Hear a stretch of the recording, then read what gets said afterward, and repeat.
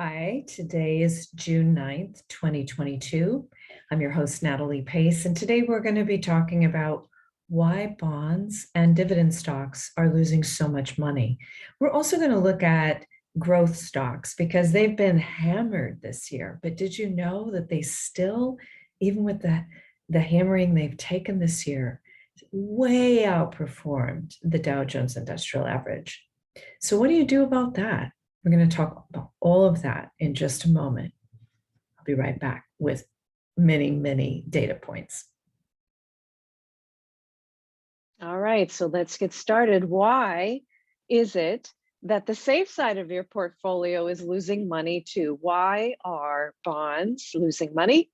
And why are dividend stocks losing money?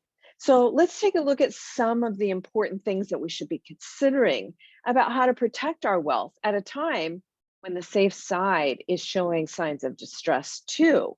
You want to be able to keep your money. The safe side is not supposed to lose money. So this is a very important thing to get right. Okay, so let's start with a few important details on the slides. So the first thing, the higher the dividend, the higher the risk. A lot of people are really ignoring this, and this is pretty important because whether it is the risk of a high yield bond, and again, 3 or 4%, you're taking on greater risk than you might realize, or a dividend paying stock. Now, we saw with General Electric, and everybody used to brag about their General Electric back in the day until they suddenly cut their dividend, and then their stock headed south, and within a year was down, dramatically. I mean, it was down overnight. It gaps down by half, and then it goes down and it just stays there. So it's important for you to get it right before that kind of thing happens. And again, if you consider that the higher the dividend, the higher the risk, it makes it easy, especially when anything above 3% right now is high risk. Now, you might say, okay, well, interest rates are going up. Yes, that's actually negative for bonds. That's negative for dividend stocks too. So we're going to talk about that.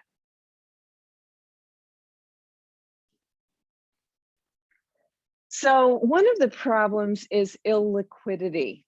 So there are two ways that this is an issue. The first thing is that bonds are having illiquidity issues, and so are Dow Jones Industrial Average stocks, which contain a lot more of the dividend paying companies. What do I mean by illiquid? Nobody wants to buy it on the other side of the table. When you don't have buyers on the other side of the table, you have to lower your price. And that's why we're seeing capital losses. In other words, loss of principal. So again, when interest rates rise, you have, nobody wants to take your low interest rate bond off your hands. And those high yield dividends, those companies may be in bigger trouble than you realize. If they get a credit downgrade, if they have to cut their dividend, their stock is going to go south overnight. It's called a gap down. You don't have a chance to protect yourself before it happens. So it's important for you to protect yourself before it happens. So again, this shows you that S&P 500 stocks, gold, a lot of these various things here, short-term treasury bills are very liquid. The problem is with the Dow Jones stocks and bonds. Now, here is another issue. This is the S&P 500 investment grade corporate bond index. And as you can see here, over the last year, it's lost 10%. Investment grade bonds are only paying 2% or less right now. So you're really losing money. And again, that's with the investment grade ones. With the high yield ones, they could be losing even more.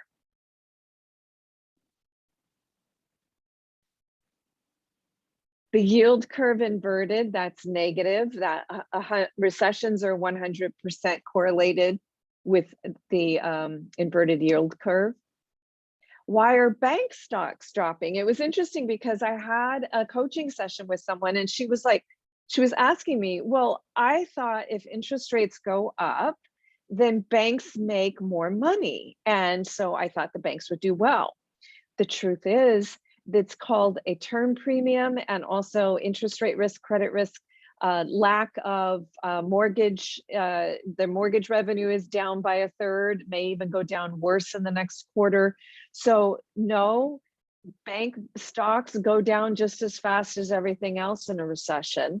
And right now, because of the loss of the mortgage originations revenue, combined with the fact that they don't get a term premium and they have this interest rate risk and credit risk, these are all negative for banks. So we even saw, Jamie Dimon call what's waiting for us a hurricane. We just don't know if it's a superstorm Sandy or how bad it's going to be. We heard Morgan Stanley's top guy heading up the institutional. He said that we're in for a paradigm shift and that banks could do pretty badly during this kind of shift, especially if the feds tighten really fast, which they've indicated they're going to do. Okay, so this is the problem again that we just talked about: low term premiums, interest rate risk, credit risk. Also, they're not getting paid on the mortgages when interest rate goes up because so many people are at a fixed rate. Now, here's one other thing I didn't mention, and that is Russian exposure. So this is a big deal, all right? So this is the term premium chart here. And as you can see, it's really bad. It was negative yielding in 2000. And pretty much all of the time since 2000, we're starting to get a little better as interest rates rise. But in the beginning, it's not that great. It hopefully will be better as we get, get more through this rising cycle. So again, this is what I told you about Ted Pick already. This paradigm shift will bring in a new cycle. It's been so long since we've had to consider what a world is like with real interest rates and real cost of capital that will distinguish winning companies from losing companies, winning stocks from losing stocks. I will say a couple things. So the faster the Federal Reserve tightens policy, the more likely that there is a hard landing, a recession. And the second thing is that a rising tide tends to lift all ships. We've had a rising tide of a secular bull market for a very long time. A sinking tide tends to ground them all. So even winning stocks can lose money. It's just that the worse stocks or the bigger loser stocks are going to lose a lot more. Having said that, there have been a lot of stocks that were just overvalued that are still really good companies that might be in buying range now. We'll talk about that in a minute.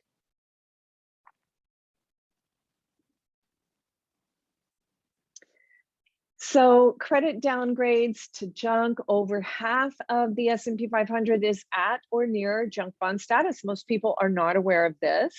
The biggest problem for investors is that you do not get warning before you get the credit downgrade, and you don't get warning before the dividend suspension.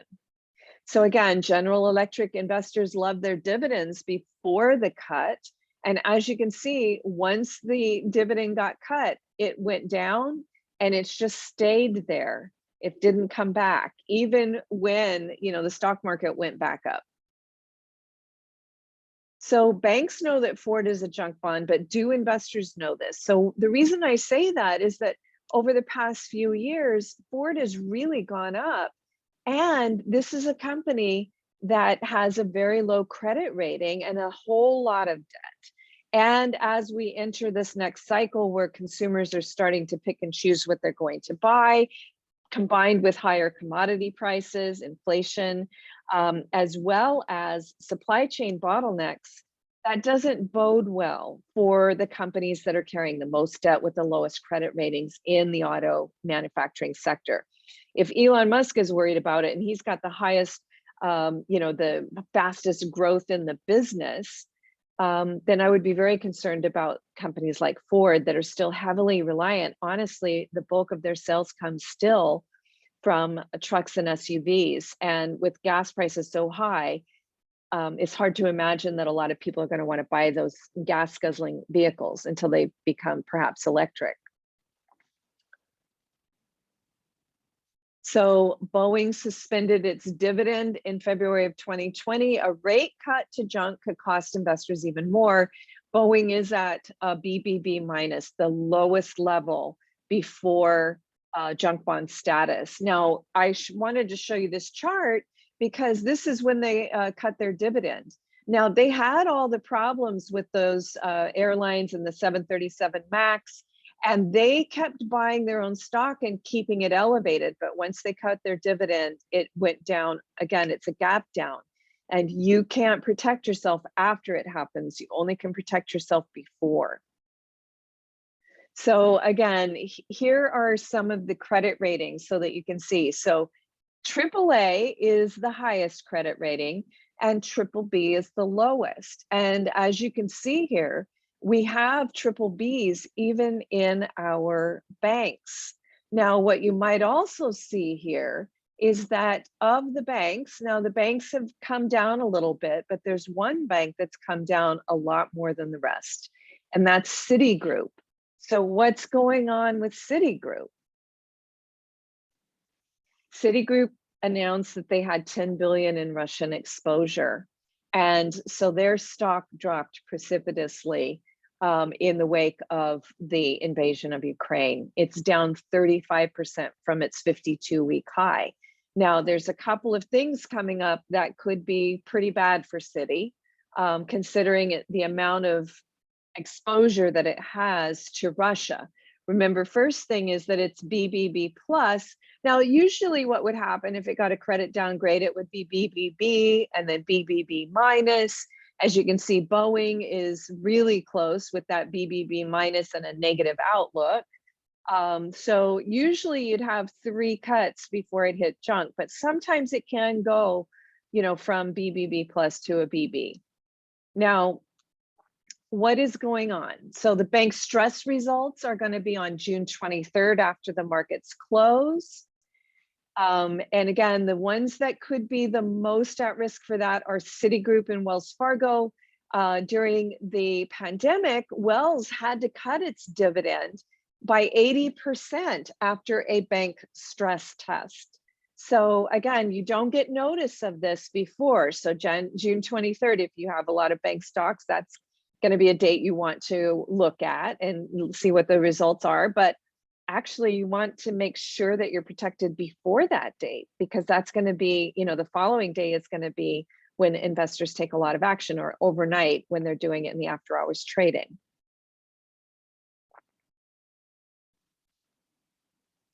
So if you wait for the headlines, it's always too late. Dividend rate cut, credit downgrades, pandemic, war, inflation, rising interest rates, recession. So all the ones on the bottom we're having, the dividend rate cut and the credit downgrades, those are the things that could start happening. They didn't happen much last year because we had 5.7% GDP growth. The last quarter, we had a contraction. It was minus 1.5%. If we have another contraction in the second quarter, we're technically in a recession. Now, we won't know that until July 28th. But again, you want to be protected. You don't want to look in the crystal ball and then put it aside and just wait for the headlines. We've already talked about why that's the case. So better to anticipate. Again, it's not market timing. It's being properly diversified, properly protected, knowing what's safe in a world where bonds are losing money and the dividend side, your value funds usually have the dividends, could be losing money. So it's getting properly protected, and most importantly, rebalancing. If you haven't rebalanced recently, now is a very good time to do it. And if you don't know what rebalancing is, then you need to either read about it in my book, The ABCs of Money, or attend our retreat. It's starting tomorrow. It's a 3-day retreat, or get an unbiased second opinion from me, where you'll get a blueprint of how you can protect yourself better. So just call us or email us, info@nataliepace.com, 310-430-2397. So GDP keeps getting, downgraded. And the interesting thing about this is that, this was 2.8% on March 16th. We're going to get the next summary of economic projections from the FOMC on June 15th at the end of their meeting. So we'll know if they want to cut it again. Now, if they're cutting the projections again, they usually don't predict a recession. So I would be very surprised if they cut it and say, oh, we're going to definitely have a recession. But chances are that they might cut it again. And investors are not handling that well, and they have been selling. So again, this is the GDP by the quarter. And as you can see, the last quarter was a contraction of 1.5%. 2 consecutive contractions mean that we're technically in a recession. And again, it's going to be reported July 28th at 8:30 a.m. Eastern. Now, I wanted to just take you back to the Great Recession and what happened then, because what really happened is that we started seeing distress when the mortgage banks started failing in April of 2007, but the stocks kept going up. The high was October of 2007, right? Now, again, this is another case where if you wait for the headlines, it's too late. Then in February of 2008, we had Bear Stearns problems. Lehman Brothers declared bankruptcy in August of 2008. And we weren't declared in a recession until October. By then, even by the time Lehman had declared bankruptcy, we were already down about 40%. By the time we knew that we had to bail out the banks, we were already down 45%. And of course, the bottom was 55% losses. So it's important for you to realize that we can, in fact, show that it's not as, or have people thinking it's not as bad. So the fourth quarter of 2007, they were like, oh, we got a little bit of a growth. First quarter, a little bit of growth. Second quarter looked pretty good. And then boom, we get hit with Lehman Brothers, and we get hit with the biggest bailout since the Great Depression. So it's important to realize, again, you just want to make sure that you get it right now rather than waiting for the headlines. The contraction could move faster this time due to war, inflation, rate hikes, and all the things that are happening. Remember, the faster interest rates are tightened, the higher the risk of the recession. And we had a 50 basis point rate hike at the last meeting. We're expected to have one on June 15th as well. The Fed fund rate could get as high or even higher than 3% this year from 0 in January. That's a very, very fast tightening. So high risk of recessions. Of course, no one's going to say it's 100%. But it's important to also realize that stocks usually drop before the recession is announced. We just talked about the Great Recession. By the time the recession was announced, stocks had already lost about 45%.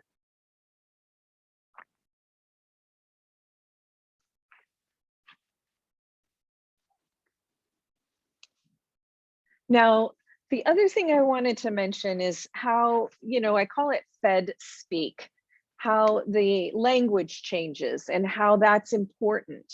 So, earlier this year in January, a soft landing was defined by Jerome Powell as not having a recession. Now he's calling a soft landing keeping the labor market strong. That shift, that subtle shift, is very revealing. So what it tells me is that the Feds are not, they're trying to change to say, without saying it, obviously, that a recession could be on the table, but they're going to try to keep the labor market strong to get us through this tough time because they have to tighten. They have to keep raising interest rates. So again, as a reminder, The Dow Jones Industrial Average lost 55% in the Great Recession. It took about 5.5, 6 years to crawl back to even.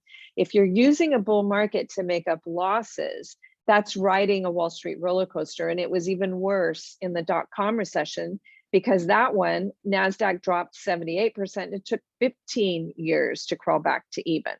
There is a plan that earned gain in both of those recessions and outperformed the bull markets in between. I'm going to talk about that in a moment. But let's talk a little bit about what's safe in a volatile, high debt world. So bonds are illiquid, losing money and negative yielding. You're not being paid to take on the risk. The higher the dividend, the higher the risk, and this applies to your dividend paying stocks too. So in a year or two, when interest rates are high, you will get paid to take on risk. And in fact, you're going to get better credit worthy stocks, shorter terms, and higher interest rates. And that's the reason why today's bonds are not attractive and are negative yielding, illiquid, and all the problems that we're seeing. So if you just manage to keep your money and be patient about it, you can buy an Apple or a Google bond in about a year or 2 years that might pay you a 5 or 6% yield, and they might still be very credit worthy companies. And maybe it's only, they want your money for 8 years instead of 35. So be patient about it and keep your money would be important. Liquidity is going to be very helpful in enabling you. There's an opportunity cost when you get sold into these long-term bonds that are not really paying you to take on the risk. So the 5 important ways to protect your wealth in today's world is going to be to diversify, to rebalance regularly, once, twice, or 3 times a year, to keep at least 1% equal to your age safe. We're actually overweighting 20% safe. So if you're 50 and you overweight 20%, then you only have 30% at risk. And if that goes down by half, then you have protected most of your money and you're in a position to buy low. Now that plan is what earned gains in the dot-com and the Great Recession, because the bonds made up for it. This time around, you have to know what to do on the safe side too. So stocks are the at-risk side that you want to limit in potential recession. And this time around, because bonds are an issue, you're going to have to worry about what's safe and how to get safe. That is tricky, but keeping your money is key. And we spend 1 full day on that at the Investor Educational Retreat. I also have an entire section on that in the ABCs of Money. Be sure to get the 5th edition. The easiest way to make sure that you're getting the 5th edition is simply go to nataliepace.com and click on the book cover. It'll take you right over to Amazon to buy either the print edition or the ebook. Okay, so we're almost to the end of this, but we do have a couple more very important things to remind you about safety. So this is important. Again, diversify, rebalance regularly. You might even consider replacements for your value funds, things that might not be as vulnerable to going down because of the amount of credit risk on the dividend paying stocks. So you got to know what you own and why. Again, if this is confusing for you, then educate yourself, get the life math that we all should have received in high school, attend the retreat, or educate yourself by getting a second opinion. I can tell you what you own, I can show you what a better plan is, and we can outline the steps that you can take to protect yourself better. Again, it's unbiased. I don't sell financial products. I sell financial education and financial wisdom.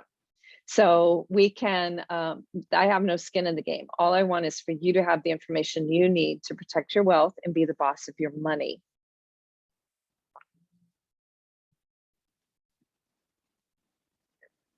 So you can also get free personalized pie charts on our web app. You can do it yourself. Either go to nataliepace.com and just click on that button, and then we'll email you the links to it. Or you can email info@nataliepace.com and mock up your own pie chart. And then from there, if you know how to mock up your holdings, then you can compare apples to apples. That's one of the benefits of the second opinion, is that I will mock up your holdings into an easy to understand pie chart so that you can compare apples to apples. You can't just trust the pie chart you get from your brokerage. So rebalance regularly. The nest egg pie chart system with regular rebalancing earned gains in the Great Recession, the dot-com recessions, and outperformed the bull markets in between. It also protected assets in the pandemic, and then outperformed because we were leaning into the growth. And interesting, because a lot of the FANG stocks have gotten hammered, but as you can see of this chart, comparing FANG stocks to the Dow, which has a lot of dividend stocks, even with the amount that they've come down, they still far outperformed the old school blue chips. So again, know exactly what you own and why. Don't have blind faith that someone else is doing it for you or protecting you. Buy and hope doesn't work in 21st century recessions. So that includes all the buy and hope products like mutual funds, target date funds. Also, most brokerages, when you ask to get safe, are going to be selling you bonds or money market funds. And both of those are vulnerable. Money market funds have redemption gates and liquidity fees, and we've seen that bond funds are losing money. So right now, again, the most important thing on the safe side is to be more concerned with the return of your money and protecting and preserving your capital than the return on your money, because you're not getting paid to take on the risk. And if you do get sold into it, you could be losing money.